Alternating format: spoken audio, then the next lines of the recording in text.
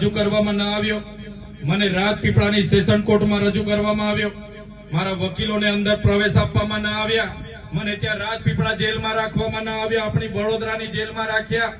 વિચાર કરો, એક ધારાસભ્ય તરીકે મારા અધિકારોની વાત કરું, મારા પ્રજાની જનતાનો અવાજ બનું, વિધાનસભામાં એમના અધિકારો માટે લડું, એમને સિંચાઈનું પાણી મળે એના માટે લડું, આપણા બાળકોને સારું શિક્ષણ મળે એના માટે લડું, ભણેલા ગણેલા યુવાનોને રોજગારી મળે એના માટે લડું. એટલે આ સરકારને ગમે નહીં, મને એક દિવસ નહીં, એક અઠવાડિયું નહીં, એક મહિનો નહીં, 80 થી પણ વધારે દિવસ આ વડોદરાની સેન્ટ્રલ જેલમાં રાખવામાં આવ્યો. વડોદરાની સેન્ટ્રલ જેલ સયાજીરાવ ગાયકવાડે બનાવેલી જેલ, અંગ્રેજો વખતે કેદીઓને રાખવા વાળી જેલ, એક નાની કોટડીમાં મને રાખવામાં આવ્યો. ત્યાં પણ એમના અધિકારીઓ દ્વારા મને ડરાવવામાં આવ્યો, ધમકાવવામાં આવ્યો, કહેવામાં આવ્યું કે કેમ તમે સરકાર સામે બોલો છો, કેમ તમે ગરીબ લોકોનો અવાજ બનો છો, કેમ આદિવાસીઓનો અવાજ બનો છો, તમે કેમ ભૂપેન્દ્રભાઈ પટેલ સામે બોલો, કેમ વિધાનસભામાં બોલો. તમે બોલવાનું બંધ કરશો તો તમને જેલમાંથી છોડવામાં આવશે, નહીં તો તમને 2-3 વર્ષ રાખવા પડશે. ત્યારે પણ આ તમારા દીકરા, તમારા ભાઈ ચૈતર વસાવાએ એ ભાજપના નેતાઓને, એ પોલીસ અધિકારીને કીધું હતું કે તમારે જેટલી જેલો કરાવવાની હોય એ કરી લેજો, આ ચૈતર વસાવા ગુજરાતની જનતા માટે છેલ્લા શ્વાસ સુધી લડશે. એમને કીધું હતું આ જેલની થાળી છે, આ જેલની થાળીમાં જ્યાં સુધી ચણા રહેશે, ચૈતરભાઈ વસાવાનો આ જેલમાં આવવા જવાનું બન્યું રહેશે. ભાઈ, અમે જેલથી બીવાવાળા લોકો નથી, અમે સરકાર સામે જ્યાં પણ અન્યાય થશે ત્યાં લડવાવાળા લોકો છે.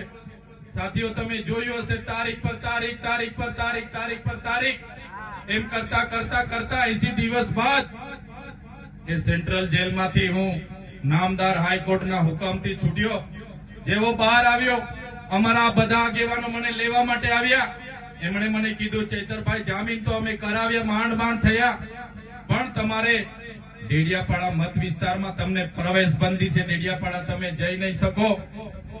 ત્યારે મારા જે લોકોએ મને મત આપ્યા, જે લોકોએ મને ધારાસભ્ય બનાવ્યો, જેમના માટે મારું ત્યાં કાર્યાલયમાં હું બેસીને કામ કરું, જ્યાં ડેડિયાપાડામાં મારું ગામ, મારું ઘર, મારો પરિવાર, પણ મારે ત્યાં નહીં જવાનું.